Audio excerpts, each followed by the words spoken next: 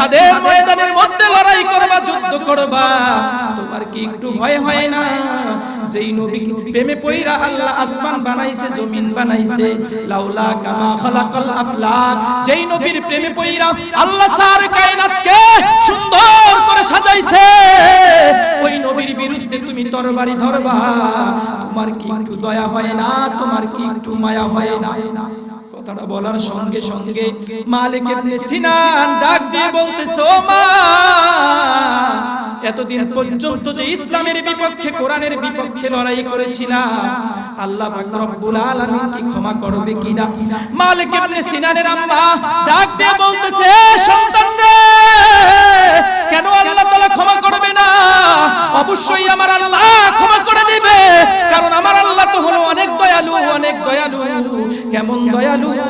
কয়েকটা লোক যদি 80 বছর হায়াত পায়, 80 বছর হায়াতি জিন্দেগির মধ্যে 79 বছর 11 মাস 29 দিন পর্যন্ত যদি শিরকের মধ্যে লিপ্ত থাকে, মৃত্যুর আগ মুহূর্তে যদি জবান দিয়ে কালেমা পড়ে মুসলমান হয়ে যায়, আমার নবী ডাক দিয়ে বলতেছে, আমার ওই উম্মত কালেমা পড়তে দেরি হবে, কিন্তু আল্লাহ তাআলা ওই বান্দার নামটাকে জান্নাতি ব্যক্তিদের নামের সঙ্গে লিখতে এক মুহূর্ত দেরি হবে না।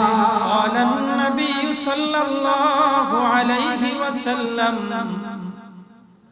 আল ঈমানু বিযুন ওয়া সাবউনা শু'বা, ফাআফযালুহা কাওলু লা ইলাহা ইল্লাল্লাহ ওয়া আদনাহা ইমাতাতুল আযা আনিত তরিক ওয়াল হায়াউ শু'বাতুন মিনাল ঈমান। শিরক, ইসয়ান ও দালালাত সে বসাকার আয়ে করিম। শিরক, ইসয়ান ও দালালাত সে বসাকার আয়ে করিম। कर हिदायत मुझको अबरा है सिराते मुस्तकीम।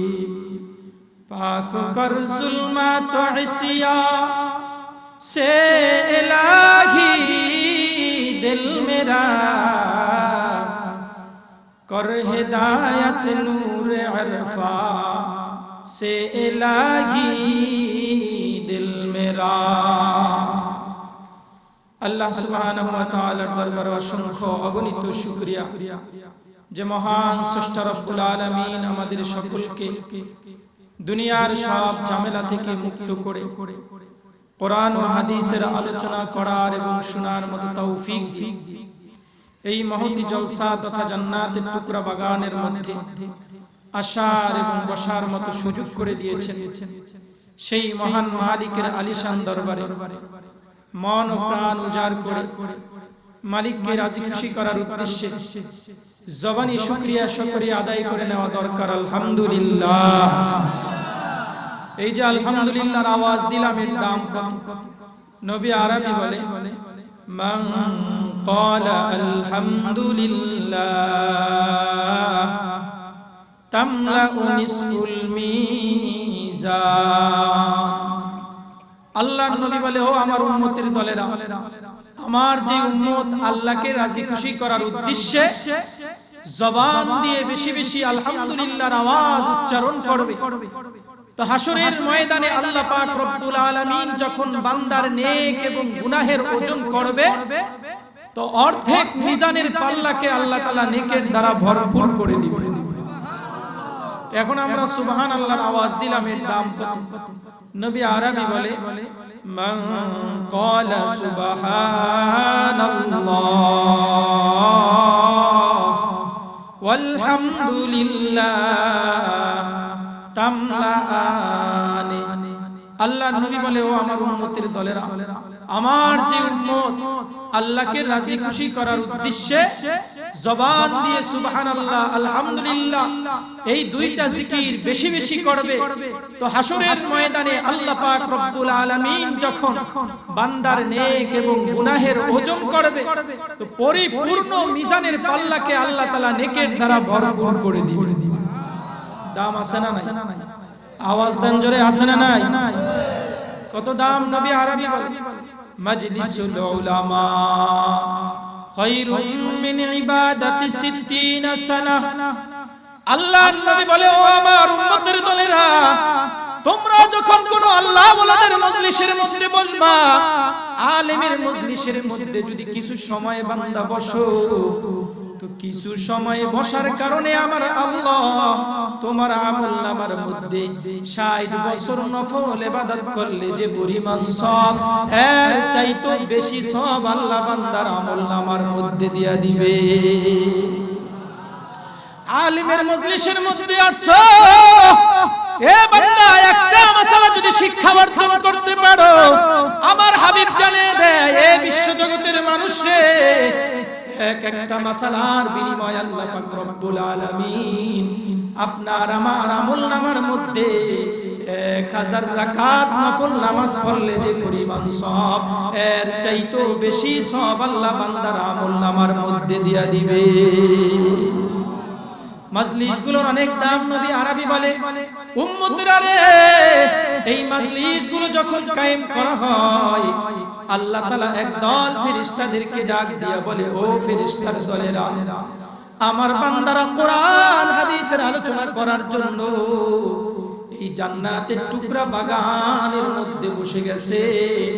যাও যাও, আমার বান্দাদেরকে পাহারা দেওয়ার জন্য তোমরা নিযুক্ত হয়ে যাও। আল্লাহর পক্ষ থেকে একদল ফেরেশতা এসে মাহফিলের চতুর্পাশ দিয়ে একের কাঁধের উপরে একজন দাঁড়াইতে দাঁড়াইতে আসমান পর্যন্ত চতুর্পাশ দিয়ে ঘেরাও করে ফেলে।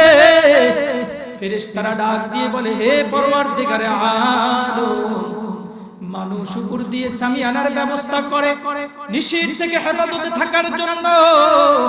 আমরা তো ফেরেশতা, উপর দিয়ে তেরসেভাবে শুয়ে জায়গাটা ফিল আপ করতে পারলাম না, চতুর্পাশ দিয়ে আসমান পর্যন্ত ঘেরাও করে ফেললাম। আমার আল্লাহ বলে, ও ফেরেশতার দলেরা, ফাঁকা থাকতে দাও, ফাঁকা থাকতে দাও। বলে, ফাঁকা জায়গা দিয়ে কি করবে?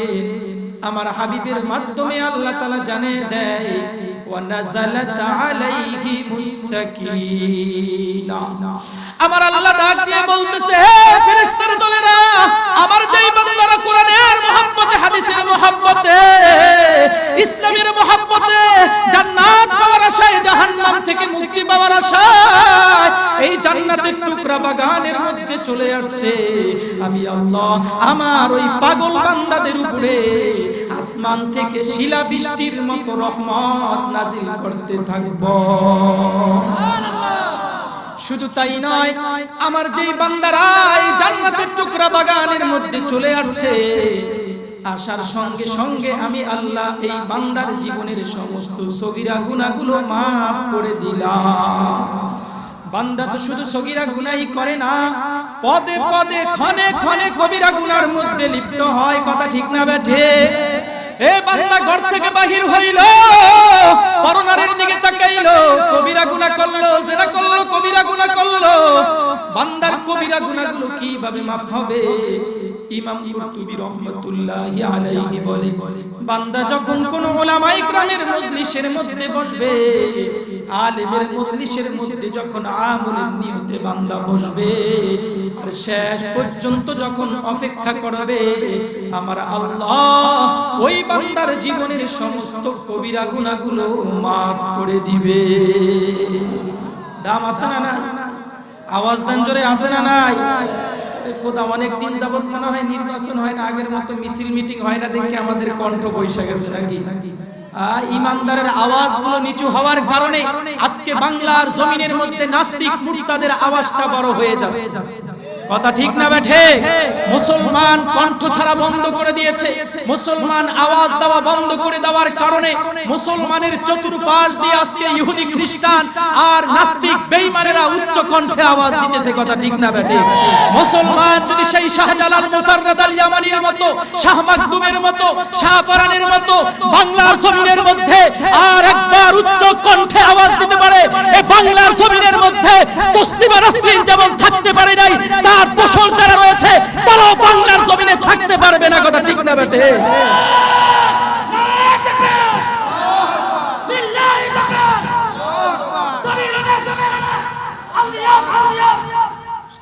এই জন্য আল্লাহ পাক রব্বুল আলামিন মুসলমানদেরকে কণ্ঠ দান করেছে। এই কণ্ঠ দেওয়ার মালিক কে? আপনাকে আমাকে আল্লাহ বোবা বানাইতে পারতো কি পারতো না?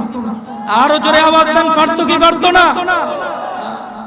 আল্লাহ তাআলা আমাদেরকে সুন্দর একটা কণ্ঠ দান করেছে। এই কণ্ঠ দিয়ে একটু আল্লাহর কথা আওয়াজ দিতে হবে। রাজি আছেন? আপনারা যেইভাবে আওয়াজ দেন মনে হয় যে কবরস্থান থেকে উঠে আসছেন। আশেপাশে কি গোরস্থান কবরস্থান আছে? বড় সরকারি কবরস্থান আছে। তো সরকারি কবরস্থানের পাশেও তো মাদারীপুর মাহফিল করেছিলাম, সেখানে মুসল্লিরা যে আওয়াজ দিছে মনে হয় যে সবে মাত্র তারা এরকম ভাবে পূর্ণ, সবাই মনে হয় যে নওজোয়ান, বৃদ্ধ মনে হয় একজনও নাই। আপনারা মনে হয় কবর থেকে উঠে আসছেন। আপনাদের জায়গায় যদি ম্যাডাম করে লাগায় দেই বাড়ির, তাহলে আপনাদের চাইতে আওয়াজ বেশি হবে। ম্যাডামরা বাড়িতে বসে বসে কয় এদিনে ময়দানে বসে রয়েছে কি জন্য, আম করে নেয় না ময়দানে। একটু আওয়াজ দিতে রাজি আছি ইনশাআল্লাহ। আজকে ওয়াজ নসিহত অনেক হচ্ছে, কিন্তু আমাদের বয়ান বক্তৃতার মাধ্যমে মানুষের মধ্যে হেদায়েত আসতেছে না। আগেও যেমন আমরা ছিলাম এখনো তেমনই রয়ে গেছি, আমাদের মধ্যে পরিবর্তন আসতেছে না। কথা ঠিক না? কারণটা কোন জায়গা? বৃদ্ধ বাবাজি মুখে রুচি টুচি পায় না, ডাক্তার দেখানোর জন্য রওনা হয়েছে, কি পায় না? রুচি পায় না, আগের মতো খাইতে পারে না। ডাক্তার দেখানোর জন্য, উদাহরণস্বরূপ আপনাদের উজিরপুরে যাবে, এখান থেকে ডাক্তার দেখানোর জন্য রওনা হয়েছে। বৃদ্ধ মানুষ লাঠি ভর দিয়ে সেই 12টা বাজে রওনা দিচ্ছে। বেলা 1টা যখন ঘড়ির কাঁটা পেরিয়ে 1টা বেজে গেল, সঙ্গে সঙ্গে মুষলধারে বৃষ্টি পড়া আরম্ভ হয়ে গেছে। চতুর্দিকে তাকাইলো ডানে বামে, কোথাও এরকম ভাবে বাড়ি দেখতে পাইতেছে না।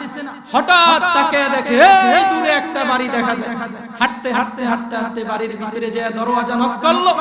বাড়িওয়ালা দরওয়াজা খুলে ডাক দিয়ে বলতেছে, মানান্ত আপনি কে? বলে আমি অমুকের ছেলে অমুক। কোথায় যাচ্ছেন? বলে আমি যাইতেছি ডাক্তার দেখানোর জন্য। বেশ, আমি তো ডাক্তার নয়। বলে তোমার কাছে দেখানোর জন্য আসি নাই, আকাশের দিকে তাকিয়ে দেখো বৃষ্টি পড়তেছে মুষলধারে, তোমার কাছে আশ্রয় নেওয়ার জন্য এসেছি। ঘরের ভিতরে বসার জন্য জায়গা করে দিল। বেলা যখন ঘড়ির কাঁটা পেরিয়ে 2টা বেজে গেল, এমন মুহূর্তে বাড়িওয়ালি ডাক দিয়া বলতেছে যে খাবার যদিও আমাদের 2 জনের জন্য পাকাইছি, একজন মেহমান আল্লাহর পক্ষ থেকে এসে পড়েছে, তো মেহমানকে ছাড়া কিভাবে আমরা একা একা খাবার খাই? খাবার দেখা যায় না। বাড়িওয়ালা বলতেছে খানা তো পাকাইছো 2 জনেরই, 3 জনে খাবো কেমনে? কয় সমস্যা নাই, মহিলাদের একটু বুদ্ধি থাকে বেশি। কয় মুরব্বি নাকি ডাক্তার দেখানোর জন্য যাইতেছে, এই ডাক্তার দেখানোর জন্য যাইতেছে, মুখে রুচি টুচি পায় না, বেশি খাইতে পারবে না। যখন তার সামনে দিব খাইতে পারবে না, বাড়ির ভিতরে দিয়ে দিব, আমরা স্বামী স্ত্রী উভয়জন তৃপ্তি সহকারে খাবার খাবো, সে তো বেশি খাইতে পারে। আচ্ছা, সিদ্ধান্ত অনুযায়ী এবার মুরব্বিকে দাওয়াত দিল। মুরব্বি কয় বাবাজি কি খাবো টাবো, মুখে তো বেশি একটা রুচি টুচি পাই না। কয় খান। শেষ পর্যন্ত অনেক দাওয়াত পিরাপিরি করার পর দাওয়াত গ্রহণ করলো। এবার কি পাকাই সকাল বেশি কিছু পাকাইতে পারি নাই, ডাইল আর ভাত, সরকারি খানা। আচ্ছা নিয়ে আসো। হাত ধৌত করে দস্তরখান বিছাইয়া এবার বাড়িওয়ালা খাবার নিয়ে আসো।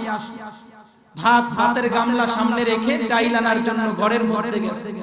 ডাইলের গামলা যখন নিয়ে আসলো, দেখে যে ভাতের গামলার মধ্যে কোনো ভাত নাই। চতুর্দিকে তাকায়, কি ব্যাপার, ফালায় টালায় দিছে কিনা।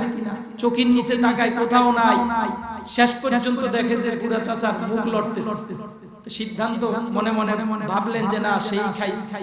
শেষ পর্যন্ত ডাইলের গামলা রেখে আবার ভাত আনার জন্য গেছে।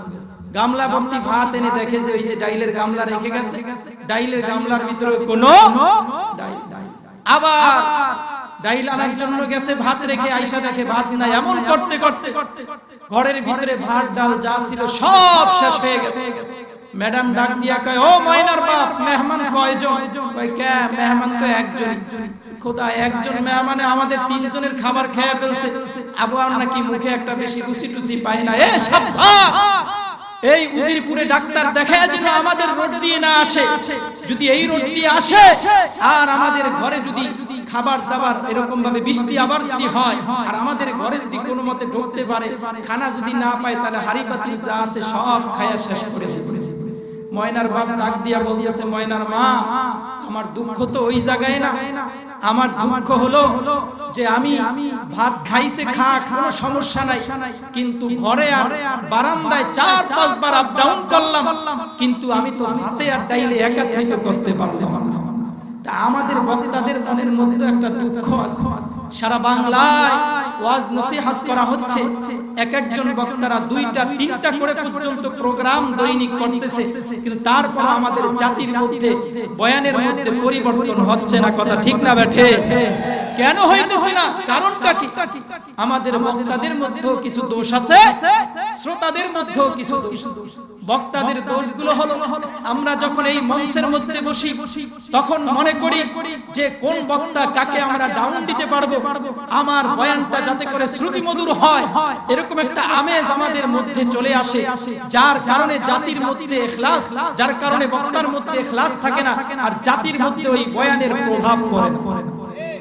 2 নম্বর যেই বয়ানগুলো আমি করব, সেই বয়ানগুলো যদি আমার মধ্যেই আমল না থাকে, তো জাতির মধ্যে তো তার প্রভাব পড়বে না। লা তানহা আন খুলুকিন ওয়া তাতিয়া মিসলাহু আরুন আলাইকা ইদা ফাআলতা আযীমু। কয়, তুমি সিগারেট টানতেছো আর অন্য একজনকে তুমি সিগারেট টানার জন্য নিষেধ করতেছো, এটা তো একটা নির্বোধের পরিচয়।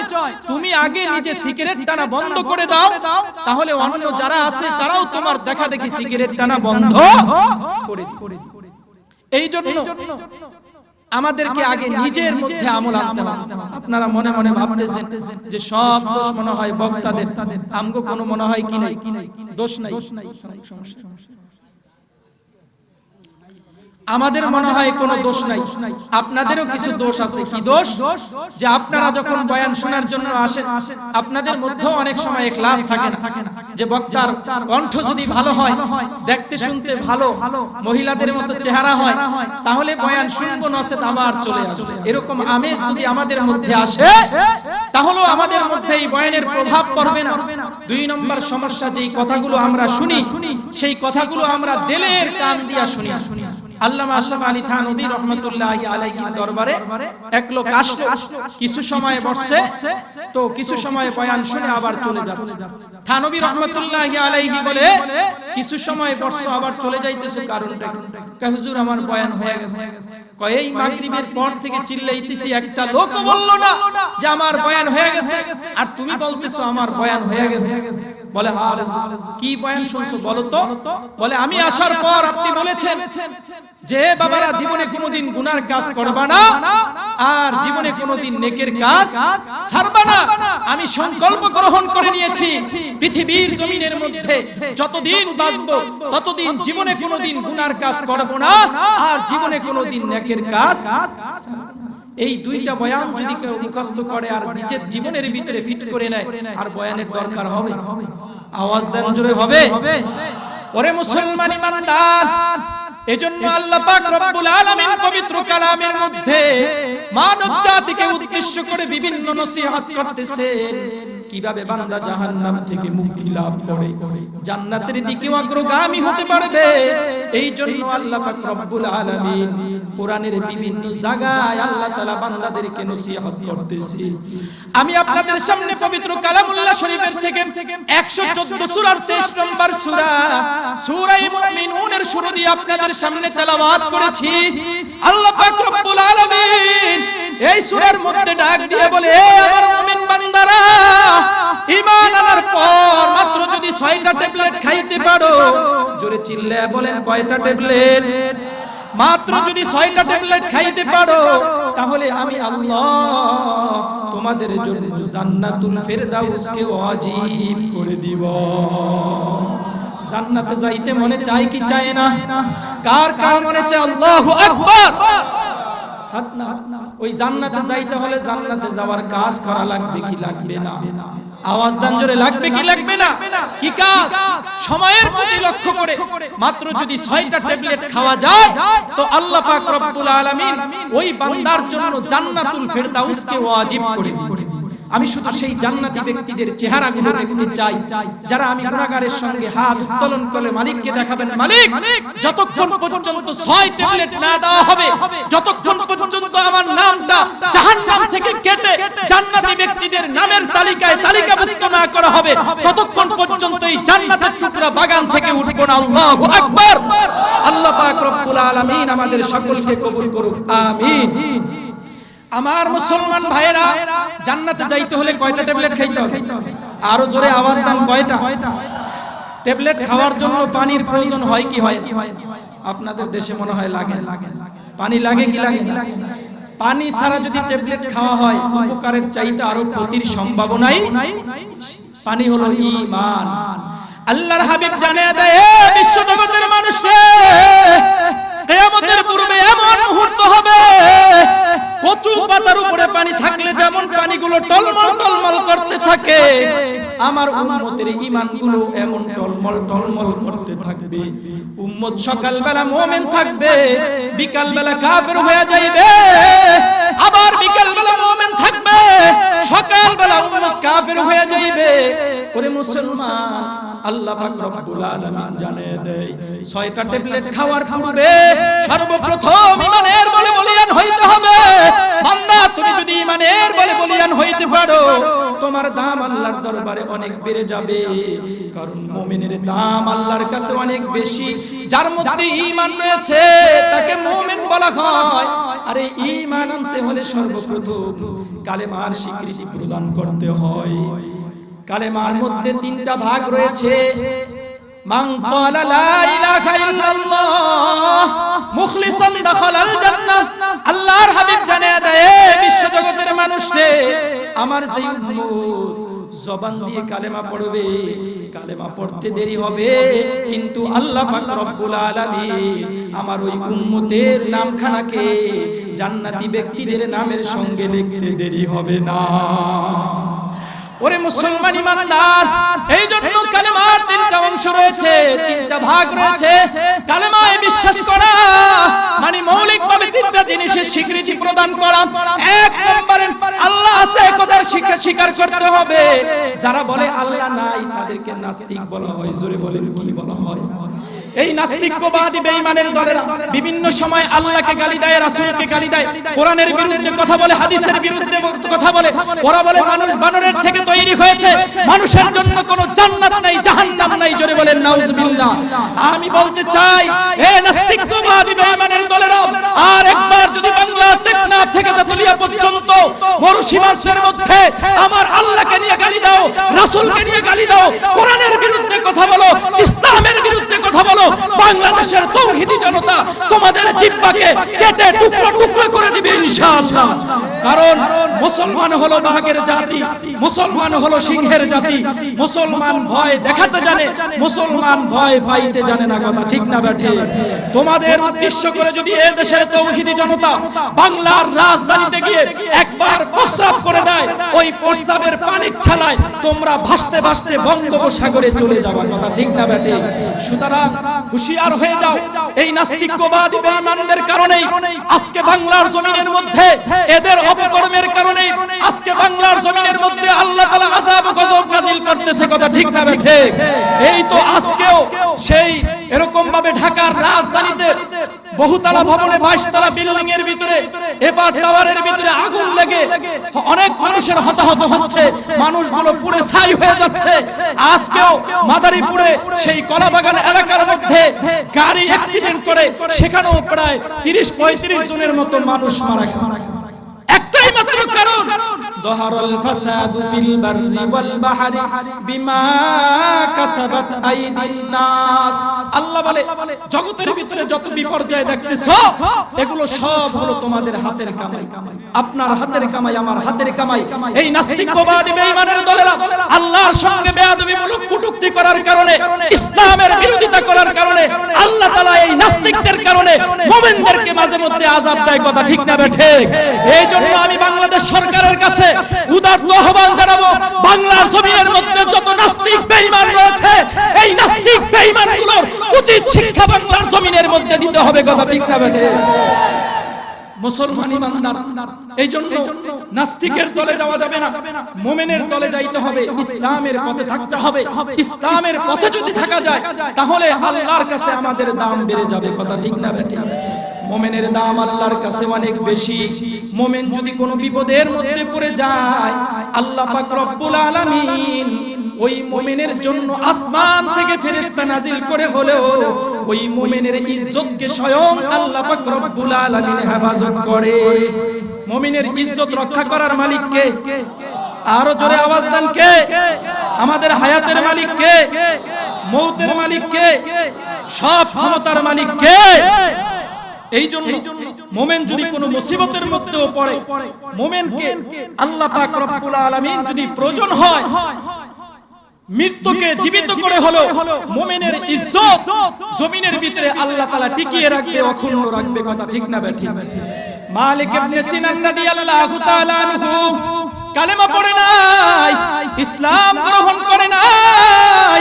মালিক ইবনে সিনানের আম্মা আল্লাহর পয়গম্বরের ঘরের মধ্যে যায়, নবীর ঘরের ভিতরে খেদমত করে। নবীর ঘরের আহলিয়াদের আম্মা জানদের যে কাপড় চোপড়গুলো রয়েছে, হাড়ি পাতিলগুলো রয়েছে, এগুলো সুন্দর সুন্দর করে ভালোভাবে ধৌত করে আবার বাড়ির ভিতরে ফিরে যায়। একদিন হঠাৎ করে মালিক ইবনে সিনানের আম্মা ওই রোড দিয়ে যাইতেছে, বাড়ির থেকে বাহির হইতেছে, তাকে দেখতেছে মালিক ইবনে সিনান তরবারি ধারাইতেছে। ডাক দিয়া বলতেছে, রে মালিক, কেন তুমি তরবারি ধারাইতেছো, কারণটা কি? মালিক ইবনে সিনান ডাক দিয়া বলতেছে, ও মা, এই তরবারির মাধ্যমে আমি ইসলামের বিপক্ষে, কোরআনের বিপক্ষে, আল্লাহর নবীর বিপক্ষে, সাহাবায়ে কেরামের বিপক্ষে জিহাদের ময়দানের মধ্যে আমি লড়াই করব। কথাটা শোনার সঙ্গে সঙ্গে মালিক ইবনে সিনানের আম্মার অন্তরটা ভেঙে খান খান হয়ে গেছে। চোখের পানি মুছতে মুছতে আল্লাহর পয়গম্বরের দরবারে উপস্থিত হয়ে গেছে। দৈনন্দিন সকালবেলা আল্লাহর নবীর হুজরার কাছে না যাইয়া সর্বপ্রথম আম্মা জানদের ঘরের মধ্যে চলে যায়, কিন্তু না না না, আজকে আর হুজরার মধ্যে আম্মা জানদের ঘরের ভিতরে না যাইয়া সরাসরি আল্লাহর পয়গম্বরের সামনে চলে গেছে। ডাক দিয়া বলতেছে, ওগো পয়গম্বর, জিহাদ কি নিকটবর্তী কিনা? কবে জিহাদ সংগঠিত হবে? কোথায় জিহাদ সংগঠিত হবে? আল্লাহর নবী বলতেছে, ও মা, অমুক তারিখ অমুক ক্ষণে অমুক জায়গায় অমুক কাফেলার সঙ্গে জিহাদ সংগঠিত হবে।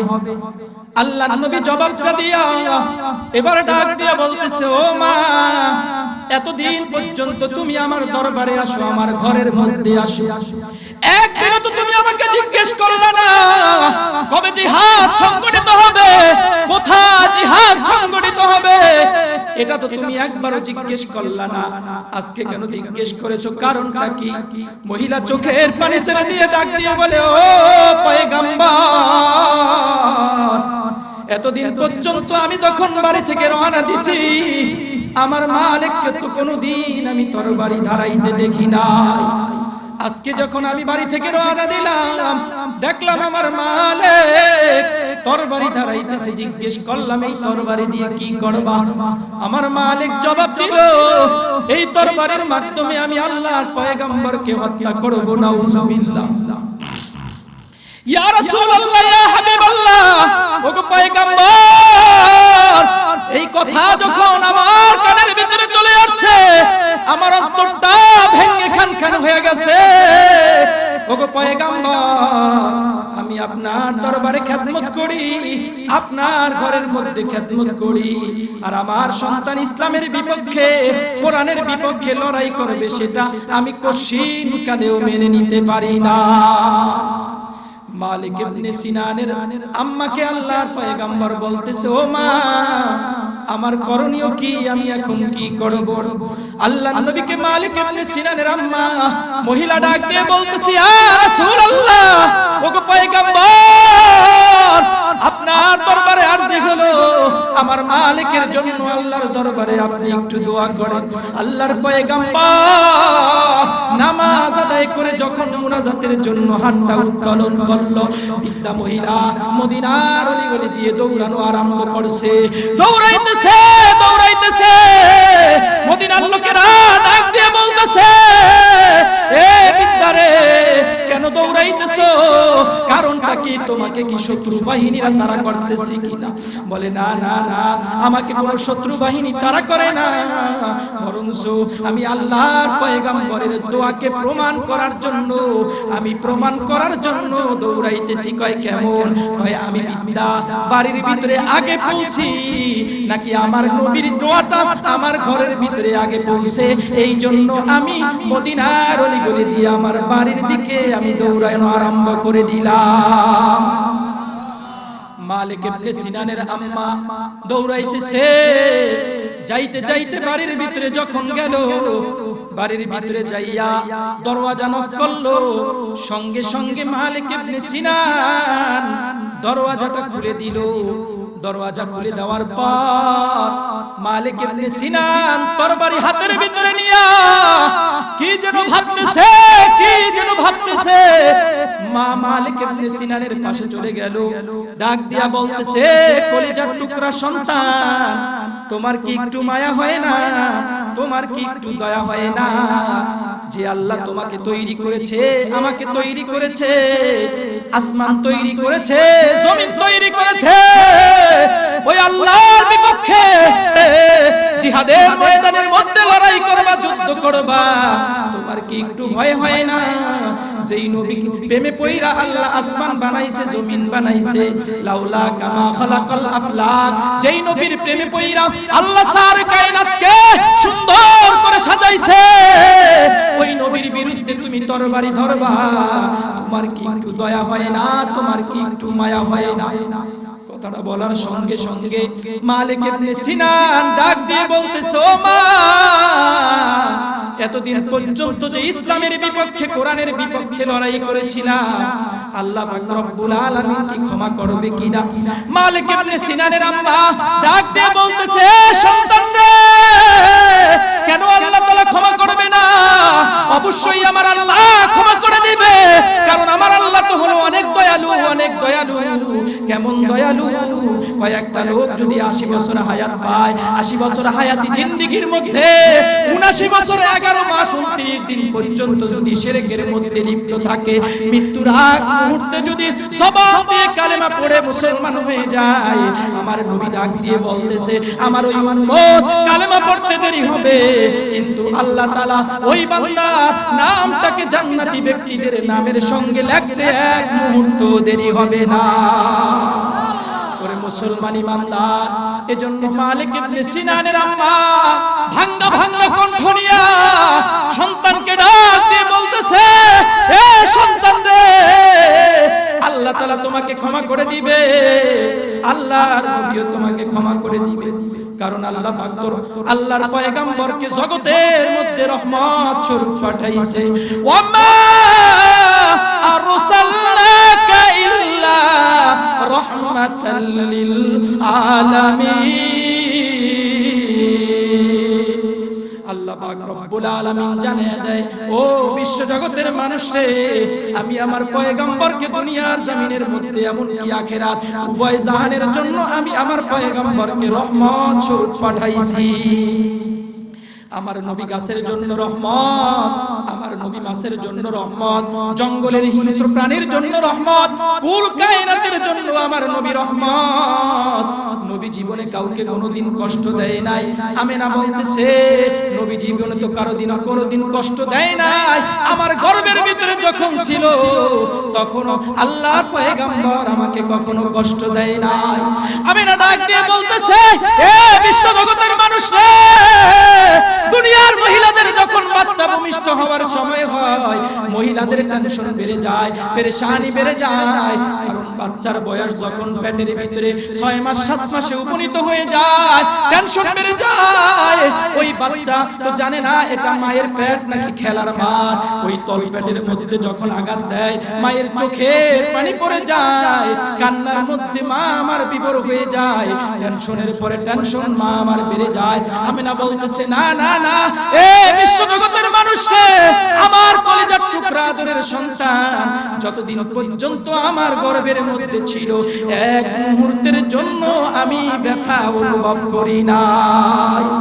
শুধু তাই নয়, আমি যখন আমার কলিজার টুকরা সন্তানকে গর্ভের ভিতরে নিয়া মক্কার মরুময় পার্বত্য উপত্যকায় হাঁটার জন্য যাইতাম, আমার বান্ধবীরা যখন আমার সঙ্গে হাঁটতে থাকতো, এমন মুহূর্তে মক্কার ওই পাথরগুলোর সঙ্গে যখন তাদের পাগুলো লেগে যাইতো, সঙ্গে সঙ্গে তাদের পাগুলো ফেটে ফিলকি বেরে রক্ত বাহির হইত। কিন্তু না না না, আমি যখন মক্কার মরুভূমি দিয়ে হাঁটা আরম্ভ করতাম, আমি যত বড় পাথর হোক না কেন, পাথরের প্রতি আমার কদমটা রাখতে দেরি হইতো, কিন্তু পাথরটা তুলার মতো নরম হয়ে আমাকে সালাম জানাইতে এক মুহূর্ত দেরি হইতো না।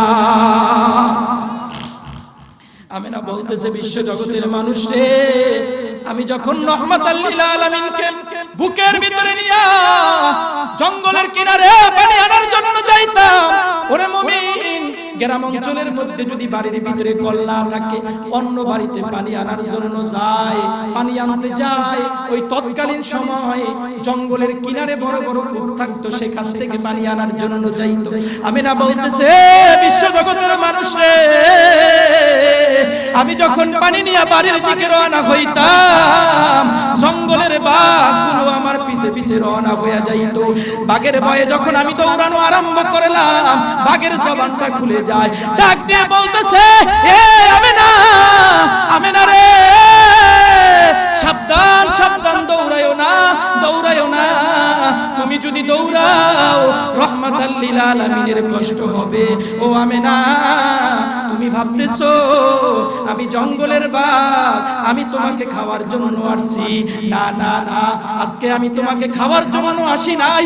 আমার মতো জঙ্গলের সব বাঘদের মাথাগুলো ঠান্ডা থাকবে না, কোন বাঘ যাতে করে তোমার উপরে না চিনে আক্রমণ না করতে পারে, এই জন্য আল্লাহর কাছে দরখাস্ত করে আর অ্যাপ্লিকেশন করে আমি চলে আসলাম, যাতে করে পাহারা দিয়ে নিরাপত্তা সহকারে তোমাকে বাড়ি পর্যন্ত পৌঁছে দিতে পারে।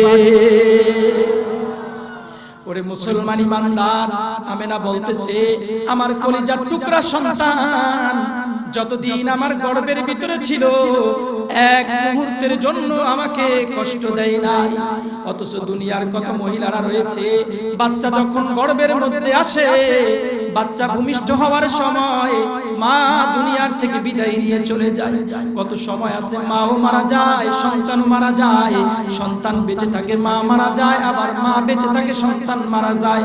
কথা ঠিক না বেঠিক?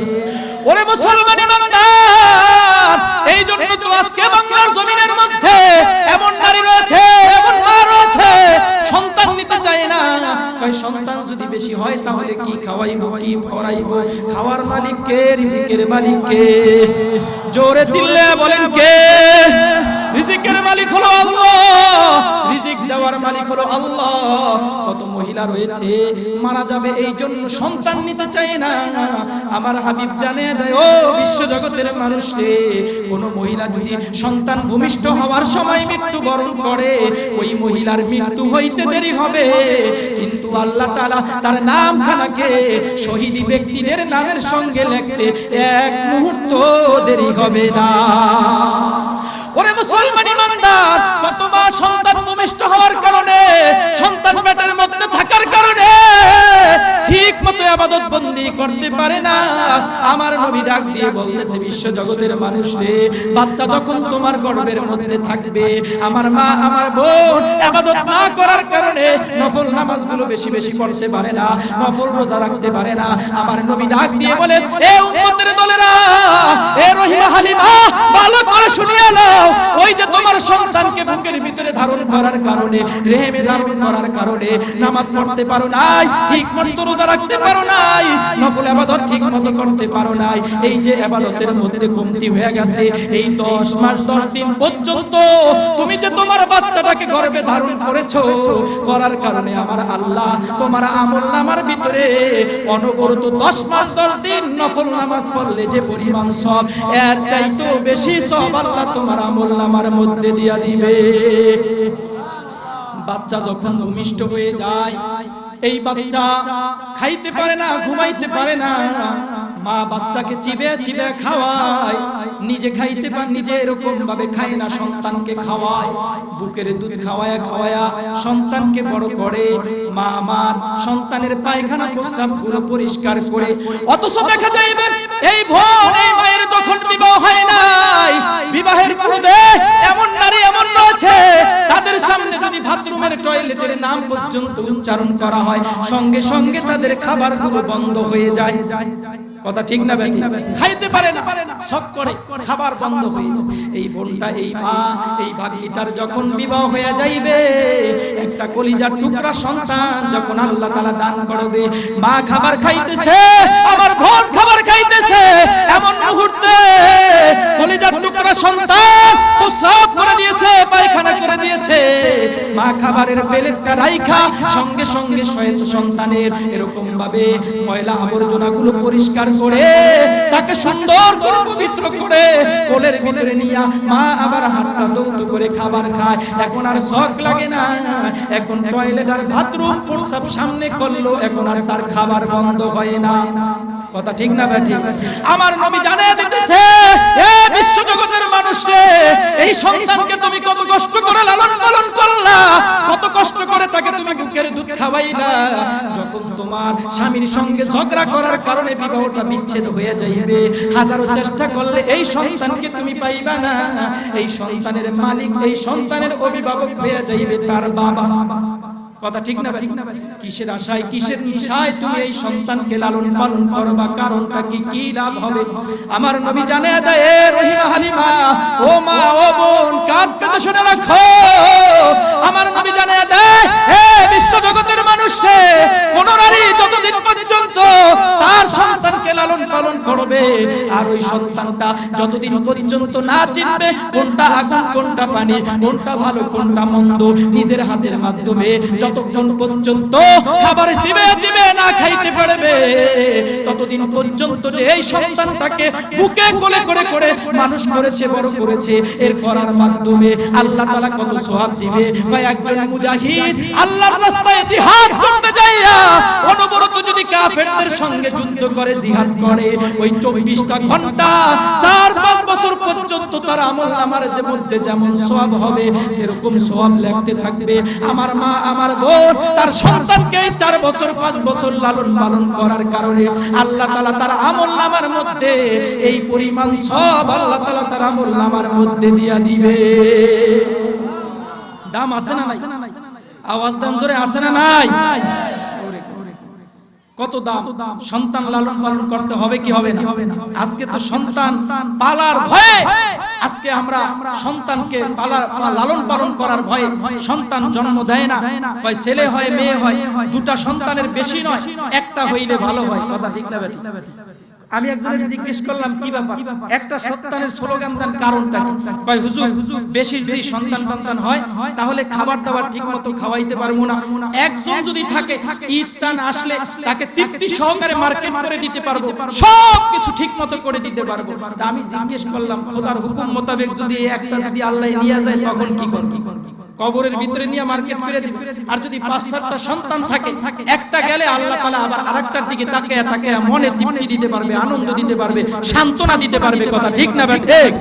দেখবেন 4-5টা সন্তান থাকলে এক সন্তান যদি বাবা মাকে জিজ্ঞেস না করে, অন্য সন্তানের মধ্যে আল্লাহ তাআলা রহম, আল্লাহ তাআলা দয়া ঢেলে দেয়, সে বাবা মার খেদমত করে। কথা ঠিক না ঠিক? আর যদি একটাই থাকে আর তাকেও যদি আল্লাহ তাআলা নিয়ে যায়, তাহলে কার দিকে তাকায়া তাকায়া?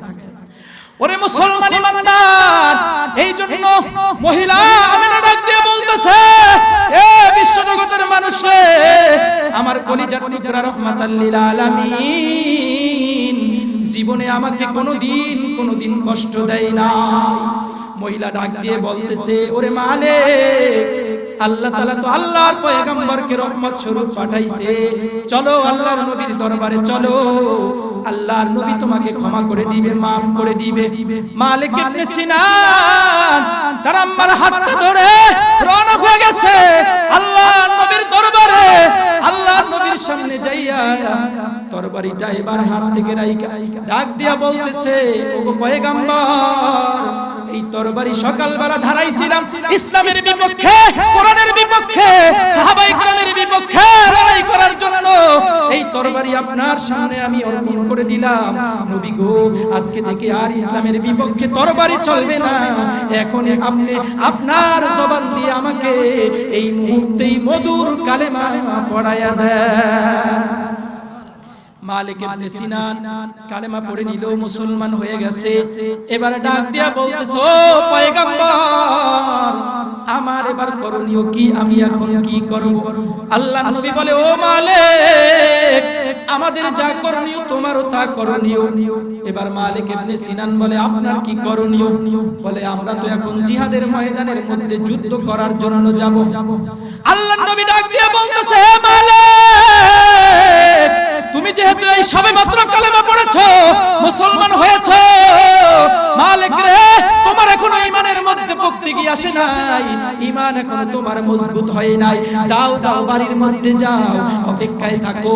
আমি নবী যখন জিহাদের ময়দান থেকে বাড়ির মধ্যে ফিরে আসব, তখন তুমি আমার দরবারে আসবা, তোমাকে ইসলাম শিক্ষা দিব, কোরআন শিক্ষা দিব, ইসলামের সব বিধানগুলো তোমাকে শিক্ষা দিব। যাও যাও, বাড়ির মধ্যে যাও।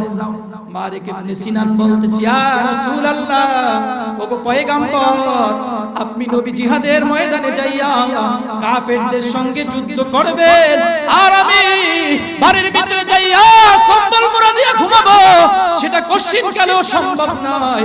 নবী গো, যেই তরবারি সকালবেলা ধারাইছি ইসলামের বিপক্ষে লড়াই করার জন্য, এই তরবারি দিয়ে ইসলামের পক্ষে কাফেরদের বিপক্ষে লড়াই করার জন্য আমি ময়দানে যাব।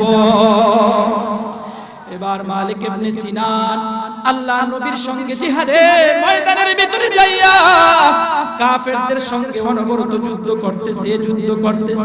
যেই কাফের সামনে আসে, সঙ্গে সঙ্গে কচু গাছের মতো দুখণ্ডিত করে দেয়, সব জমিনের ভিতরে ধরাশয়ী হয়ে যায়।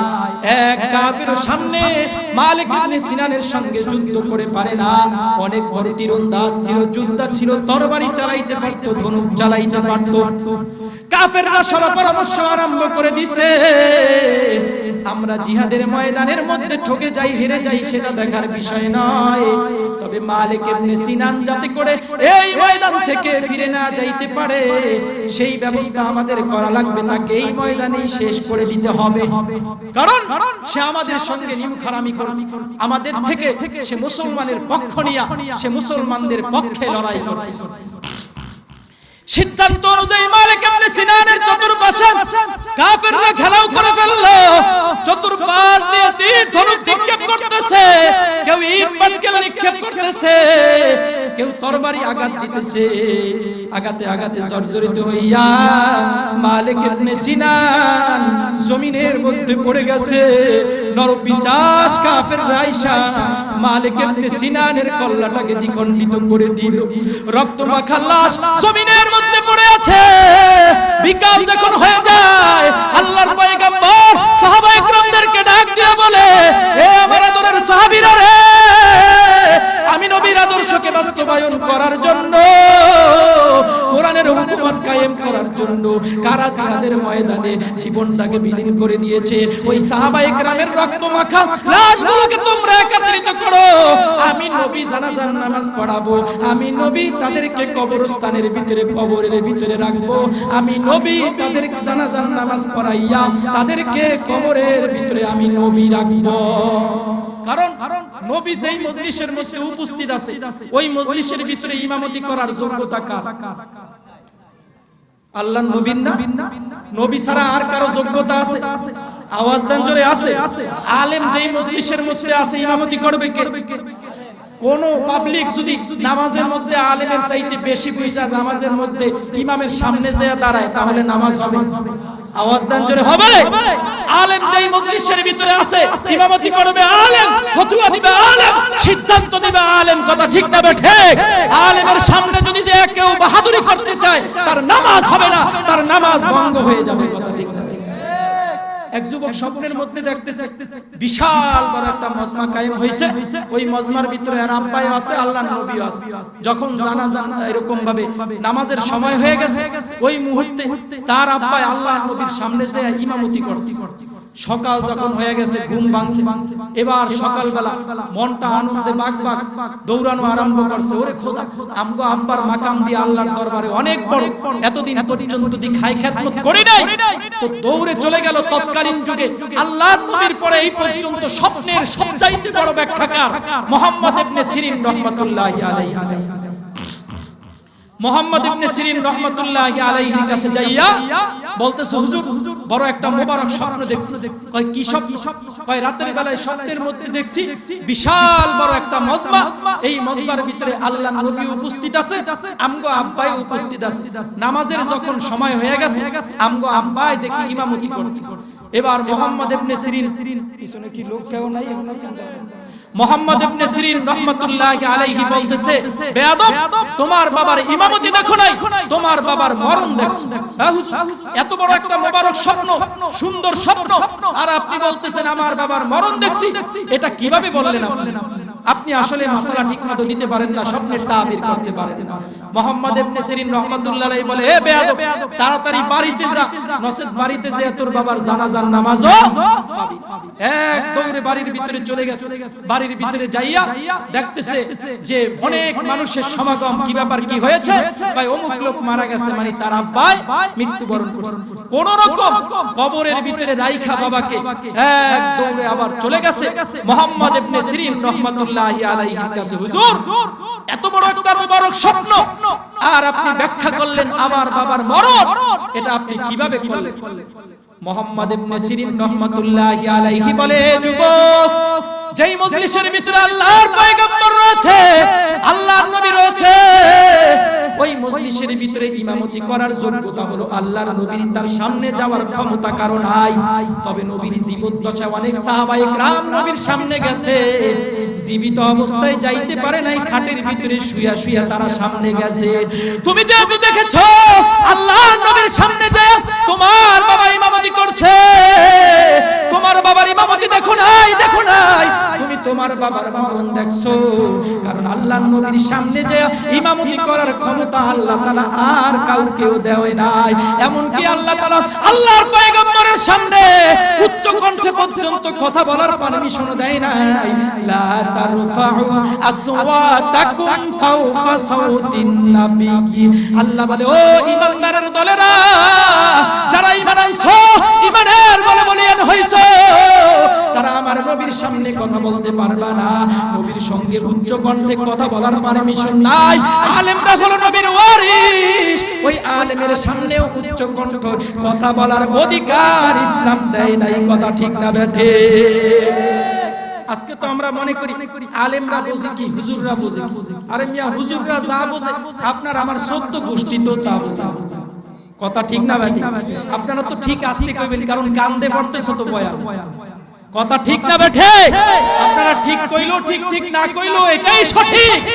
আলেমরা যা জানে আপনারা আমার 14 গোষ্ঠী তো তা জানেন। এক বাদশার মাথা পাগল হয়ে গেছে, এলান করে দিছে, আমার রাজ্যের মধ্যে যদি কেউ একটা নতুন কথা শোনাইতে পারে তাহলে আমি তাকে রাজ্যের অর্ধেক রেখে দিব। উজির নাজির যারা আছে এরা ডাক দিয়া বলতেছে, বাদশা আপনার কি মাথা পাগল হইছে? এই কথা উল্টা করেন, দুইজনে দুইটা নতুন কথা শোনাইবে আর রাজ্য পুরোটা লিখে নিয়ে যাবে। বাদশা বলতেছে, না, আমি যা জানি তোমরা তা জানো না। কি জানেন?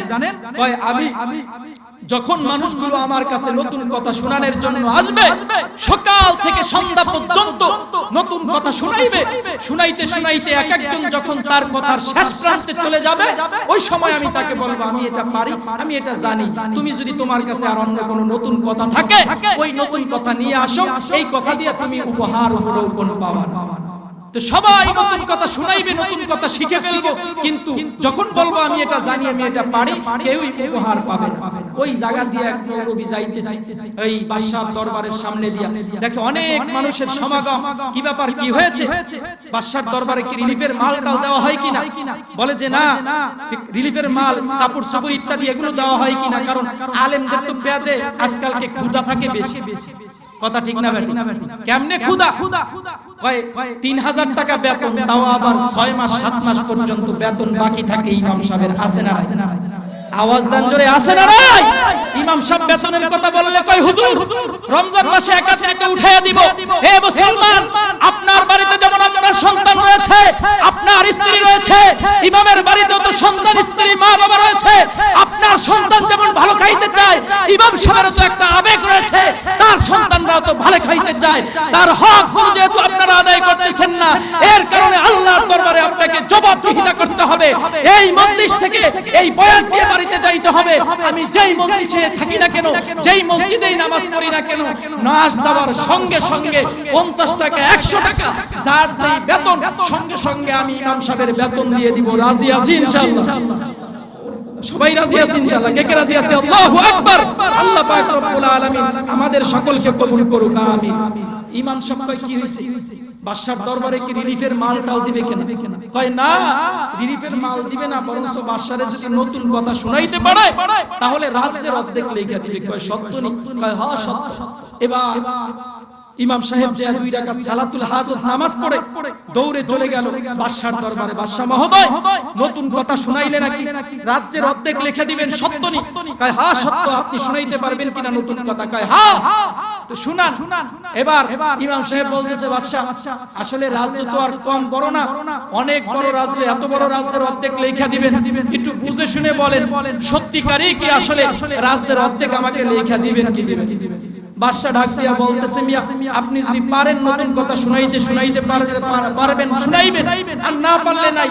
এত বাহাদুরি, এত চেঁচামেচি, এত পেশাল পাড়েন কেলা, কারণটা কি? এবার ইমাম সাহেব কায়দা কানুন করে বারবার বাদশারে জিগাইতেছে, কায়দা কানুন করে লোডসুট দিয়া ভালো করে বইছে। ইমাম সাহেবের কায়দা কানুন দেখিয়া ওই যে ময়দান থেকে যারা নতুন কথা শুনে চইলা গেছে সকাল থেকে, দেখে যে না মৌলবী দেখতে হতে ট্যাংরা টুংরা দেখা গেল, কি হবে ভিতরে মনে হয় পুঞ্জি আছে, দেখি কি নতুন কথাটাই শোনায়। সব ময়দানের ভিতরে আইসা জড়ো হয়ে গেছে, একাত্রিত হয়ে গেছে। ইমাম সাহেব কি কথাই শুনাই। এবার বাদশা ডাক দিয়া বলতেছে, ইমাম সাহেব ডাক দিয়া বলতেছে, বাদশা ভালো কইরা বুঝা শুনা বলেন সত্যি কি দিবেন কিনা? হ্যাঁ দিব, কোনো সমস্যা নাই। এবার ইমাম সাহেব ডাক দিয়া বলতেছে, বাদশা দিলের কান দিয়া শুনেন, আপনার আব্বা আমার আব্বা থেকে 500 কোটি টাকা নিয়েছে, অর্থাৎ আমার বাপে আপনার বাবার থেকে 500 কোটি টাকা পায়। এই কথা আপনি জীবনে শুনছেননি? বাদশা যদি কয় হ্যাঁ শুনছি, তাহলে টাকাগুলো কেন দেন না? আর যদি কয় না এমন কথা তো আমার 14 গোষ্ঠী তো শুনে নাই, তাহলে রাজ্যের অর্ধেক লেখা। বাদশা এই বিপদের মধ্যে পড়ে গেছে।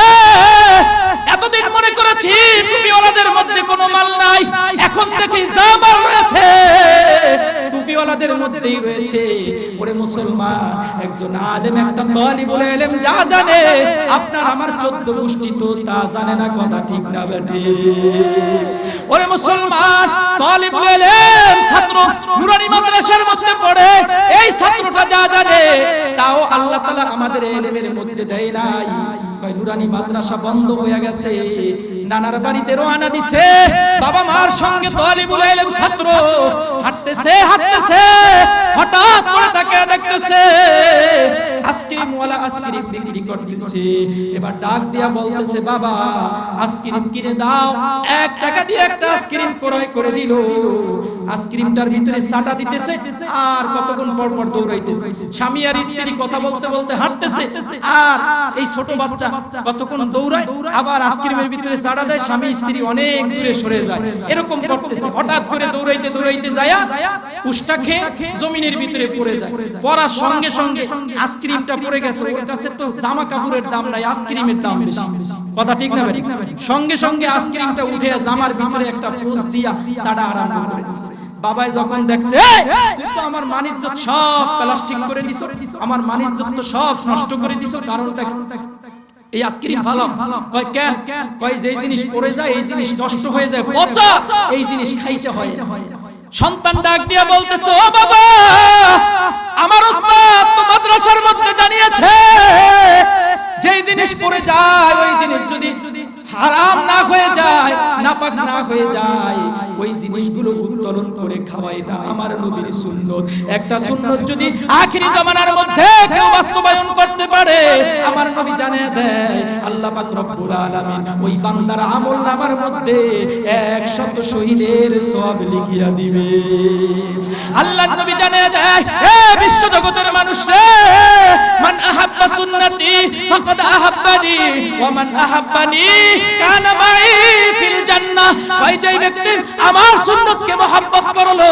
সেজন্য আমাকেই মহব্বত করলো আর যেই ব্যক্তি আমাকে মহব্বত করলো দুইটা আঙ্গুল যেমন পাশাপাশি থাকে আমি আর ওই ব্যক্তি জান্নাতের মধ্যে তেমন পাশাপাশি থাকব বাবা বলতেছে তোর সুন্নত বাদ দে সব জায়গায় সুন্নাত পালন করতে হয় না এই জায়গায় তুই আমার মানিজ্জত প্লাস্টিক করতেছস লাগলে তোরে 2 টাকা দিয়ে আরেকটা আইসক্রিম কিনে দিমু কিন্তু তোর এই আইসক্রিম খাওয়ার প্রয়োজন সন্তান একে তো আইসক্রিমের মায়া আর একে তো নবীর সুন্নাত পালন করতে পারে নাই সেই মায়ায় চোখের পানি মুছতেছে আর সামনের দিকে হাঁটতেছে ডাক দিয়ে বলতেছে মালিক রে এমন একটা জবাবের ব্যবস্থা করে দাও যেই জবাবের মাধ্যমে আমার নবীর সুন্নাত আমার বাবা সারা জীবন পালন করবে আমার নবীর সুন্নাত থেকে আমার বাবা কখনো গোমরা হবে না পিছপা দিবে না সামনের দিকে হাঁটতেছে আর মালিকের কাছে দোয়া করতেছে এমন মুহূর্তে স্বামী আর স্ত্রী গল্প করতেছে হঠাৎ করে স্ত্রী পিছল খেয়ে জমিনের মধ্যে পড়ে গেছে সঙ্গে সঙ্গে স্বামী হাতটা বাড়ায়া দিয়েছে স্ত্রীকে উঠার জন্য সন্তানের মাকে ধরার জন্য ও প্রীতি সন্তান ডাক দিয়া বলতেছে বাবা থামো আম্মুকে ধইরো না আম্মু নষ্ট হয়ে গেছে কয় না কই নষ্ট হইছে কয় আব্বু তুমি তো কিছুক্ষণ আগেই বলেছো যেই জিনিস পড়ে যায় ওই জিনিস নষ্ট হয়ে যায় বাবা গো আম্মু তো পড়ে গেছে আম্মু নষ্ট হয়ে গেছে চলো আমি আর তুমি একাত্রিত নানা বাড়ির মধ্যে যাই বাবা ডাক দিয়ে বলে হে প্রাণের সন্তান রে তোর আম্মুকে রাইখা যদি তোর নানার বাড়ির মধ্যে যাই আমাকে জেলের ভাত খাওয়াইবে তোকে যাওয়া যাবে না চল চল তোর আম্মুরেই নিয়ে যাইতে হবে তাহলে আম্মু তুমি তো বলেছো যেই জিনিস পড়ে যায় ওই জিনিস নষ্ট হয়ে যায় তাহলে কিভাবে আম্মুকে নিবা চোখে আঙ্গুল দিয়া যখন বাবাকে সুন্নাত শিখিয়ে দিয়েছে এবার ডাক দিয়া বলতেছে বাবা রে বুঝতে হার বাকি নাই লজ্জা দিও না সুন্নাত পালন না করার কারণে তুমি আমাকে চোখে আঙ্গুল দিয়া আল্লাহর নবীর সুন্নাত শিখিয়ে দিছো যা বাবা যা তুই তোর আইসক্রিম উত্তোলন করে নে আর আমি তোর মাকে উত্তোলন করে চল একত্রিত ভাবে আগের মতো তোর নানার বাড়িতে রওনা দে তাহলে একটা তালিবুল ইলম ছাত্র যা জানে আপনার আমার মাথার ভিতরে সেই জ্ঞান নাই কথা ঠিক না বেঠিক জোরে আওয়াজ দেন কথা ঠিক না বেঠিক এইজন্য উলামায়ে কেরামকে সম্মান করতে হবে শ্রদ্ধা করতে হবে